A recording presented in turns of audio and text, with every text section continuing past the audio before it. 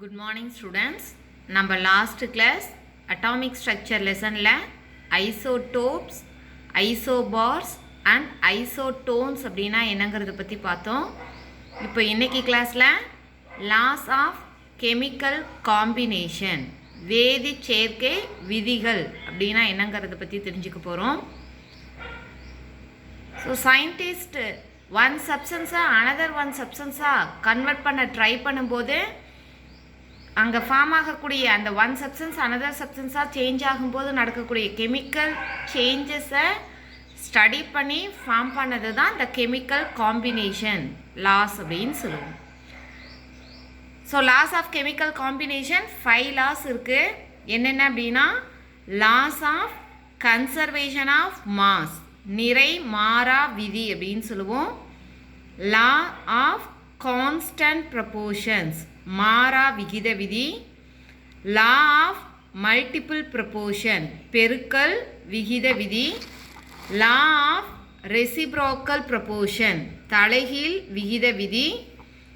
K Lussac law of gaseous volumes, Gay லூசக்கின் பருமன் இணைப்பு விதி. ஸோ இந்த 5 லாஸில் நம்ம 8th ஸ்டாண்டர்டில் ஃபஸ்ட்டு 2 லாஸ் பற்றி ஸ்டடி பண்ணியிருப்போம். இப்போ அகைன் அதை என்ன அப்படிங்கிறத அகைன் நம்ம பார்க்கலாம். So first law of conservation of mass, நிறை மாறா விதி. நிறை மாறா விதியை ப்ரப்போஸ் பண்ண சயின்டிஸ்ட் யார் அப்படின்னு பார்த்தோம்னா Lavoisier in year 1743 to 1794.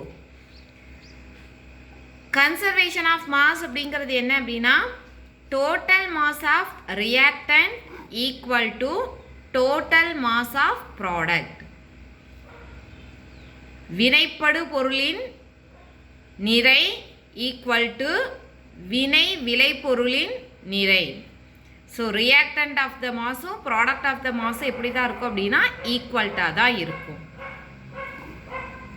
Mass can neither be created nor destroyed in a chemical reaction. ஏன் மாஸ் வந்து ரியாக்டன்ட் ஆஃப் மாஸும் ப்ராடக்ட் ஆஃப் மாஸும் ஈக்குவலாக இருக்குது அப்படின்னு பார்த்தோம்னா மாஸ் அப்படிங்கிறத க்ரியேட் பண்ணவும் முடியாது, டெஸ்ட்ராய் பண்ணவும் முடியாது. ஸோ அதனால தான் mass of reactant equal to mass of product அப்படின்னு சொல்கிறாங்க. For example mg plus O2 gives MgO.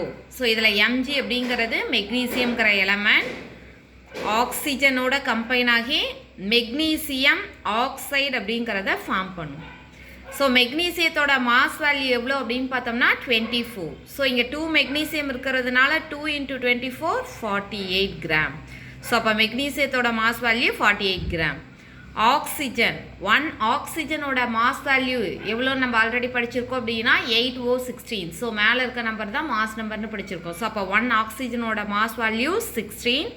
So இங்கே 2 ஆட்டம் இருக்கிறதுனால 2 × 16 32 கிராம். ஸோ அப்போ இதை தான் நம்ம மாஸ் ஆஃப் ரியாக்டன்ட் அப்படின்னு சொல்லுவோம். ஸோ அப்போ 48 கிராம் ப்ளஸ் 32 கிராம் ஆட் பண்ணோம் அப்படின்னா ஆன்சர் எவ்வளோ அப்படின்னா 80 கிராம். ஸோ அப்போ மாஸ் ஆஃப் ரியாக்டன்ட் 80 கிராம். அப்போ மாஸ் ஆஃப் ப்ராடக்ட்டு 80 கிராம் ஈக்குவலாக வருதா அப்படிங்கிறத பார்க்கலாம். MgO. ஸோ mg அப்படின்னா மெக்னீசியம், O ஃபார் ஆக்சிஜன்.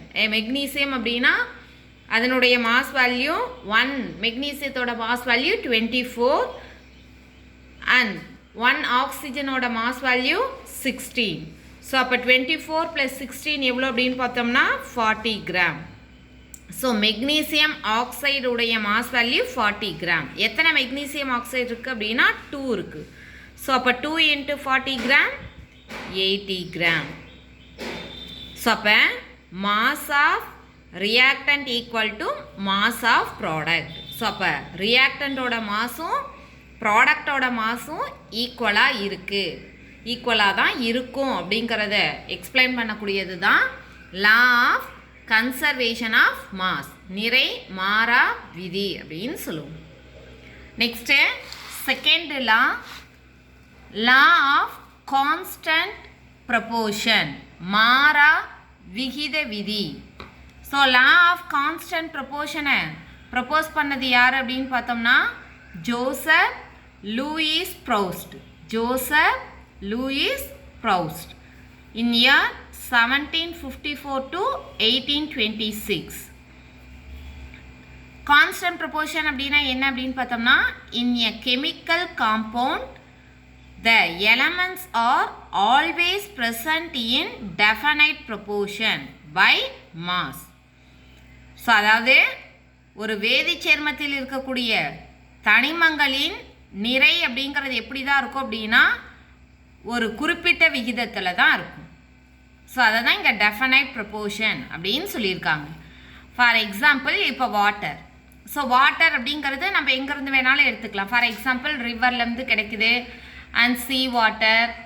அந்த மாதிரி வாட்டர் அப்படிங்கிறது எங்கேருந்து நம்ம கிடைச்சாலும் சரி, வாட்டர் அப்படின்னா வாட்டரோட ஃபார்முலா H2O. ஸோ H2Oவில் எத்தனை ஹைட்ரஜன் ஆட்டம் ப்ரெசென்ட் ஆகிருக்கு அப்படின்னா 2 ஹைட்ரஜன் ஆட்டம் ப்ரெசென்ட் ஆகிருக்கு. ஸோ அப்போ 1 ஹைட்ரஜனோட மாஸ் வேல்யூ 1. ஸோ அப்போ இங்கே எத்தனை ஹைட்ரஜன் இருக்குது அப்படின்னா 2. ஸோ அப்போ 2 ஹைட்ரஜனோட மாஸ் வேல்யூ 2. ஆக்சிஜனோட மாஸ் வேல்யூ எவ்வளோ அப்படின்னா 16. ஸோ அப்போ 2 + 16 gram equal to 18 gram. So அப்போ வாட்டரோட மாஸ் வேல்யூ 18 கிராம். ஸோ அப்போ இதனுடைய ரேஷியோ எப்படி இருக்கும் அப்படின்னு பார்த்தோம்னா டெஃபனைட் ப்ரொபோர்ஷன். அப்போ ஹைட்ரஜன் அப்படின்னா இதை நம்ம சிம்பிளிஃபை பண்ணோம் அப்படின்னா ஹைட்ரஜன் அப்படின்னா ஹைட்ரஜனோட மாஸ் வேல்யூ 1, ஆக்சிஜன் அப்படின்னா ஆக்சிஜனோட மாஸ் வேல்யூ 16. ஸோ இங்கே 2 ஹைட்ரஜன் இருக்கிறனால 2ன்னு எழுதியிருக்கோம், 1 ஆக்சிஜன் 16. ஸோ 2:16ங்கிற ரேஷியோவில் தான் ஹைட்ரஜனும் ஆக்சிஜனும் கம்பைன் ஆகிருக்கு. ஸோ அப்போ அதை சிம்பிளிஃபை பண்ணோம் அப்படின்னா 2:16 சிம்பிளிஃபை பண்ணும்போது அதனுடைய ரேஷியோ எவ்வளோன்னு கிடைக்கும் அப்படின்னா 1:8. ஸோ அப்போ வாட்டர் அப்படிங்கிறது எங்கேருந்து கிடைச்சாலும் சரி அதனுடைய ரேஷியோ மாஸ் அப்படிங்கிறது எப்படி தான் இருக்கும் அப்படின்னா டெஃபனைட் ப்ரொபோர்ஷனாக தான் இருக்கும். ஸோ அதை தான் மாறா விகித விதி அப்படின்னு சொல்கிறோம். Next third law of multiple proportion, பெருக்கல் விகித விதி. ஸோ லா ஆஃப் மல்டிபிள் ப்ரொபோர்ஷனை ப்ரப்போஸ் பண்ண சயின்டிஸ்ட் யார் அப்படின்னு பார்த்தோம்னா John Dalton in year 1766 to 1844. So multiple proportion அப்படிங்கிறது என்ன அப்படின்னா 2 elements A and B. ஸோ A and Bங்கிற 2 elements கம்பைன் ஆனதுக்கப்புறம் to form more than one compound, then mass of which separately combines with a fixed mass of B or in simple ratio. So அதாவது என்ன அப்படின்னா இந்த எக்ஸாம்பிளை பார்த்தோம் அப்படின்னா நமக்கு கிளியராக புரியும். இப்போ கார்பன் ஆக்சிஜனோட கம்பைன் ஆகுது. ஸோ அப்போ கார்பன் ஆக்சிஜனோட கம்பைன் ஆகும்போது இதை ஏன்னு எடுத்துக்கிறோம், இதை பிங்கிற எலமெண்ட்டுன்னு எடுத்துக்கிறோம். ஸோ அப்போ ஏ அண்ட் பியோட கம்பைன் ஆகும்போது அதனுடைய ரேஷியோ எப்படி இருக்கும் அப்படின்னு சொல்கிறாங்க அப்படின்னா மாஸ் ஆஃப் ரேஷியோ சிம்பிள் ரேஷியோவாக தான் இருக்குன்னு சொல்கிறாங்க. எப்படி அப்படின்னு பார்த்தோம்னா இப்போ கார்பன் ஆக்சிஜனோட கம்பைன் ஆகி நம்பர் ஆஃப் ஆக்சிஜன் லோ வெயிட்டில் கம்பைன் ஆச்சு அப்படின்னா கார்பன் மோனாக்சைடு ஃபார்ம் ஆகும், CO ஃபார்ம் ஆகும். நம்பர் ஆஃப் ஆக்சிஜன் அதிகமாக கம்பைன் ஆகும்போது கார்பன் டை ஆக்சைடு ஃபார்ம் ஆகும். ஸோ அப்போ கார்பன் ஆக்சிஜனோட கம்பைன் ஆகும்போது carbon monoxide and carbon di oxide அப்படிங்கிற சப்ஸ்டன்ஸை ஃபார்ம் பண்ணுது. ஸோ இங்கே ஃபார்ம் ஆன carbon monoxide and carbon di oxide இந்த 2 சப்ஸ்டன்ஸ்லையுமே கார்பன் ஆக்சிஜன் தான் ப்ரெசென்ட் ஆகிருக்கு. அதில் ஃபஸ்ட்டு காம்பவுண்டில் பார்த்தோம் அப்படின்னா கார்பன் 1 ஆக்சிஜன் இருக்குது. செகண்ட் காம்பவுண்டில் 1 கார்பன் 2 ஆக்சிஜன் ஆட்டம் இருக்குது. ஸோ அப்போ கார்பனுடைய மாஸ் வேல்யூ எவ்வளோ அப்படின்னு பார்த்தோம்னா 12 கிராம், ஆக்சிஜனோட மாஸ் வேல்யூ 16 கிராம்.